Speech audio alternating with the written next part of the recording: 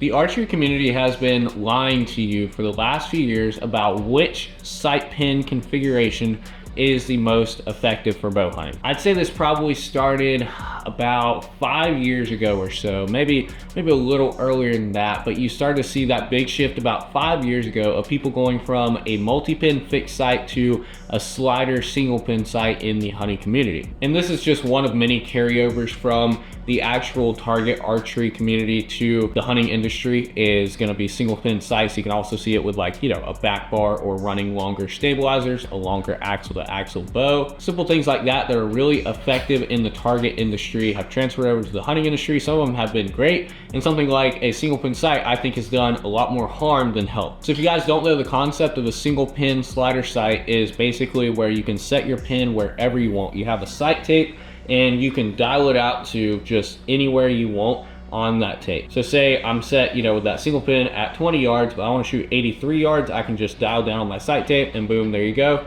It's locked and you're there 83 yards. But there's downsides to this that people don't talk about, and honestly they've kind of been played down in the last few years with the popularity of single pin sight. And as someone that works at an archery shop, I see this literally almost every day. Someone comes in and is like, hey, I'm looking to get a single pin sight. I'm just tired of the fixed pins. It's too much in the housing, all this stuff. And they basically list off all these reasons of why they think they're better with a single pin sight than a multi-pin. And it's funny because a lot of these people, I will try to talk out of upgrading their sight because they simply don't need to, but they've already talked themselves into it, whether it's by watching YouTube videos or by listening to what their friends say. They've talked themselves into it and they're convinced that that is the thing they need that is going to change their shooting forever. And I like the idea of a vertical pin. I shot a vertical pin sight for, I don't know, probably 2 years, 3 years now, I think 3 years. That was kind of bouncing back and forth between a single pin and a double pin, both vertical though, using that sliding sight system. So basically everything that everyone wants and what's really popular in the archery industry right now.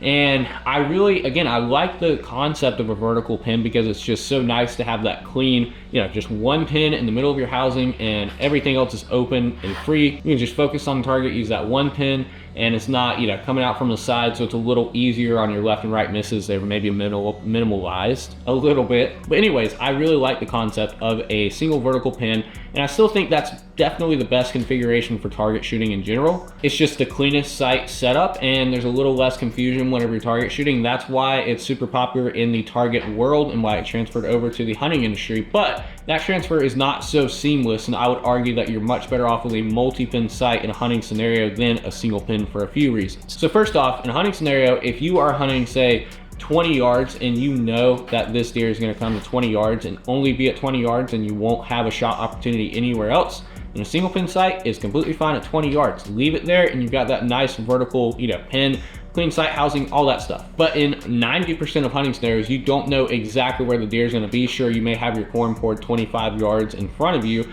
but the deer may come from this way or that way, or from behind you, or 40 yards in front of you. It doesn't give you that perfect shot opportunity at 25 yards where your corn pile is. So then you run into the problem of, well, you have to range him and dial down to wherever he is. And this isn't a huge inconvenience, although it can be, and I'll get to that here in just a sec. But say you got a deer at 40 yards, you range him, you dial down to 40, lock your sight down, get drawn on him, but by the time you do that, he's bounced back another 10 yards or so. Well, then you let down and you repeat the process. I mean, you can hold high. Most would rather, you know, make sure they got it exact before doing all that work and everything and taking the actual shot, because that's obviously what we're doing this for. We're doing it for that one moment where we take the shot. That's why we shoot year round. I mean, not everyone does, but that's why we practice. That's why I shoot year round, and a lot of other hunters do, is because, well, one, we enjoy the sport, but also we're trying to make sure that our setup is as efficient as possible, in that we can count on the bow and ourselves to do kind of each of our own part in killing that animal, because you only get that one opportunity. Those opportunities are very few and far between for most people, so you want to make it count.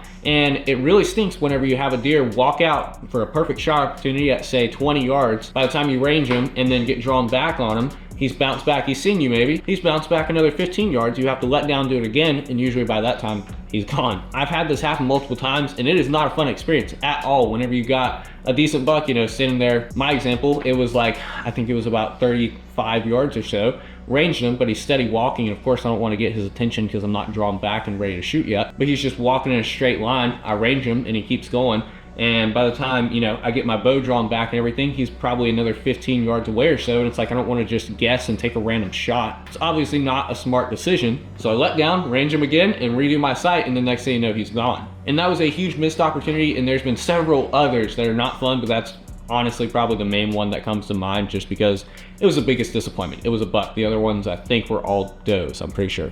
Anyways, my point is, it's not the most practical setup because of how involved it is. And sure, it is a cleaner sight picture, I definitely agree with that, but the amount of missed opportunities and the amount of guys that I hear with stories talking about that exact thing, where they have to range the deer, you know, roll down and then shoot, and oftentimes that time in ranging the deer, rolling down and then getting set, ends up in the deer walking away or something, you know. It's just disappointing, and it really stinks because, like I said, we work all year round for that one moment where we have that one shot opportunity at that deer, and then to blow it, you know, and it be on our equipment is what really stinks. So then the flip side to that is a fixed pin sight, which probably all of you are familiar with. Is what most people start with, and that's just going to be where you have a set, you know, set pin gap. Basically, you got your 20, your 30, your 40.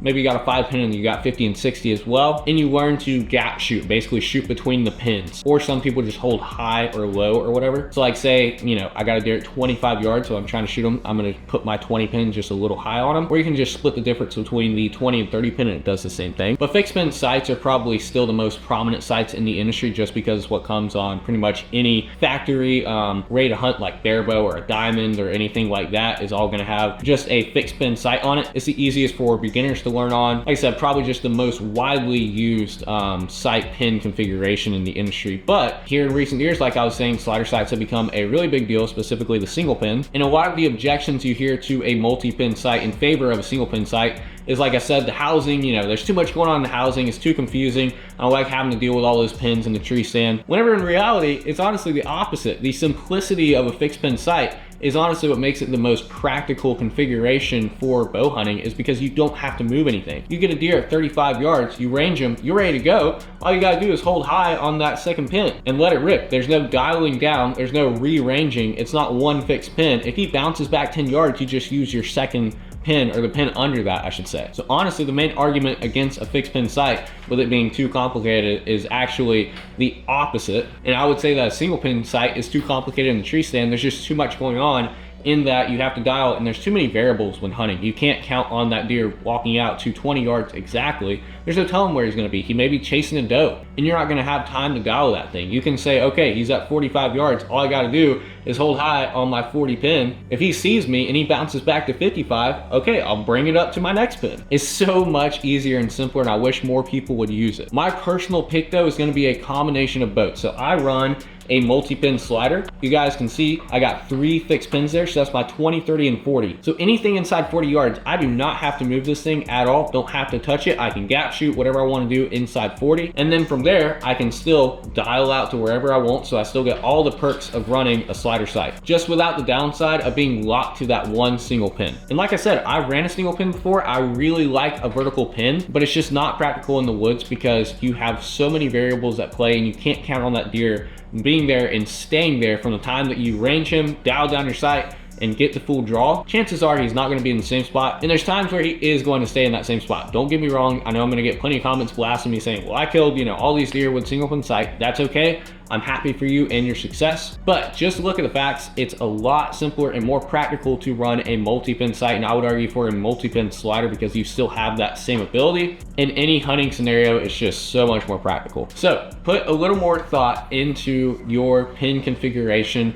A horizontal pin can be a big change if you're coming from a vertical pin, but after a week of shooting, it becomes like second nature. You get so used to it. It was a fairly big change for me because, like I said, I ran a vertical pin. I was on that train for like 3 years. Thankfully, I ended up going with the horizontal 3-pin on my newest sight, and I could not be happier. It honestly saved my neck in Texas because I had a pig walk out at 30 yards, 32, I think it was, something like that. If I had my single pin sight, I would have had to dial down and set it to 32. But instead, all I had to do was draw back after I ranged him and put my middle pin on there and shoot. So very happy with this setup. Again, just rethink your setup and be honest. If you're running a single pin sight and you're primarily a hunter, then absolutely just look into a fixed pin. Look into a fixed pin, buy one. You can get one for like 20 bucks and try it. just try it, shoot it around the yard, see what you think. It will surprise you. And again, I think the best of both worlds is just gonna be a fixed multi-pin slider. It's so nice having, again, the best of both worlds. You have the ability of both. You have the convenience of a slider sight, but the simplicity and ease of use of a multi-pin. That's all I got in this one. Feel free to blast me in the comments below. I know I'm gonna get it. Thank you guys for watching. I'll catch you in the next one.